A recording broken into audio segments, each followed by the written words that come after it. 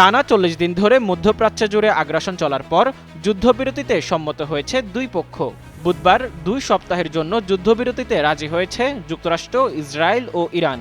পাকিস্তানের মধ্যস্থতায় ইরান ও যুক্তরাষ্ট্রের মধ্যে এই ২ সপ্তাহের যুদ্ধবিরতি কার্যকর হয়েছে, যা ইরান ও মার্কিন উভয় পক্ষই নিশ্চিত করেছে। বুধবার সকালে পাকিস্তানের প্রধানমন্ত্রী শাহবাজ শরীফ এক এক্স পোস্টে জানান, যুক্তরাষ্ট্র ও ইরান এবং তাদের মিত্ররা যুদ্ধবিরতিতে একমত হয়েছে, যা লেবাননেও কার্যকর হবে। আল জাজিরার সংবাদ মাধ্যমটি বলছে, পাকিস্তানের বক্তব্যে ইসরায়েলের প্রধানমন্ত্রী বেনিয়ামিন নেতানিয়াহুর কার্যালয় বলছে, ইরান ও যুক্তরাষ্ট্র যুদ্ধবিরতির মধ্যে লেবানন অন্তর্ভুক্ত হলেও তা মানবে না ইসরায়েল। তারা জানিয়েছে, ইরানে হামলা বাতিলের সিদ্ধান্ত সমর্থন করলেও লেবাননের উপর হামলা অব্যাহত রাখবে। দফতরটি জানিয়েছে, ২ সপ্তাহের এই যুদ্ধবিরতিতে লেবানন অন্তর্ভুক্ত নয়। মূলত গত ২ মার্চ ইরানে ইসরায়েল ও আমেরিকার সামরিক আগ্রাসনের ৩ দিন পর ইসরায়েলের বিরুদ্ধে লড়াইয়ে যোগ দেন লেবাননের সশস্ত্র গোষ্ঠী।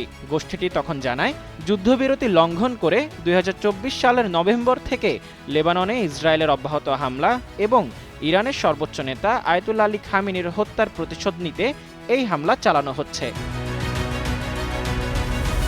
লেবানন কর্তৃপক্ষের মতে, গত ২ মার্চ থেকে লেবাননে ইসরায়েলি হামলায় ১৫০০ জনেরও বেশি মানুষ নিহত এবং ১২ লাখেরও বেশি মানুষ বাস্তুচ্যুত হয়েছেন। এছাড়া ২০২৩ সালের অক্টোবরে গাজায় ইসরায়েলের গণহত্যামূলক যুদ্ধ শুরুর পর ইসরায়েলি বাহিনী ও হিজবুল্লাহ যোদ্ধাদের মধ্যে ১ বছরেরও বেশি সময় ধরে সংঘাত চলে আসছে। পরে এই সংঘাত বন্ধের জন্য ইসরায়েল ও লেবাননের মধ্যে একটি যুদ্ধবিরতির চুক্তি হয়। লেবাননের সশস্ত্র গোষ্ঠী সেই চুক্তি মানলেও ইসরায়েল তা ভঙ্গ করে নতুন করে লেবাননে বিমান হামলা চালায়। এদিকে টাইমস অব ইসরায়েলের প্রতিবেদনে বলা হয়েছে, ইসরায়েল ট্রাম্পের এই সাময়িক হামলা স্থগিতের সিদ্ধান্তকে সমর্থন করে, তবে তা কিছু নির্দিষ্ট শর্ত সাপেক্ষে। সেই শর্তগুলো হলো, ইরানকে অবিলম্বে হরমুজ প্রণালী খুলে দিতে হবে এবং যুক্তরাষ্ট্র, ইসরায়েল ও ওই অঞ্চলের দেশগুলোর উপর সব ধরনের হামলা বন্ধ করতে হবে। এরপর ইরানের পরমাণু কর্মসূচি, ক্ষেপণাস্ত্র হুমকি এবং সন্ত্রাসী তৎপরতা চিরতরে বন্ধ করার প্রতিশ্রুতিবদ্ধ করতে হবে। তবে যুদ্ধবিরতি লেবাননের সঙ্গে ইসরায়েলের যুদ্ধের ক্ষেত্রে কার্যকর হবে না।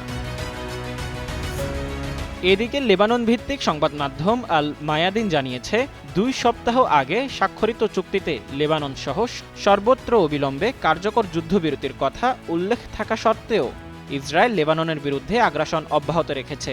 লেবাননের স্বাস্থ্য মন্ত্রণালয় সংবাদ মাধ্যমটিকে জানান, দক্ষিণ লেবাননের সিডনে একটি ক্যাফেতে ইসরায়েলে আগ্রাসনের ফলে ৮ জন নিহত এবং আরও ২৮ জন আহত হয়েছেন।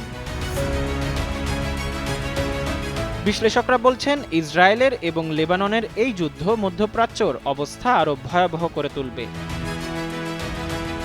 মোজাম্মেল পায়েল, যুগান্তর নিউজ।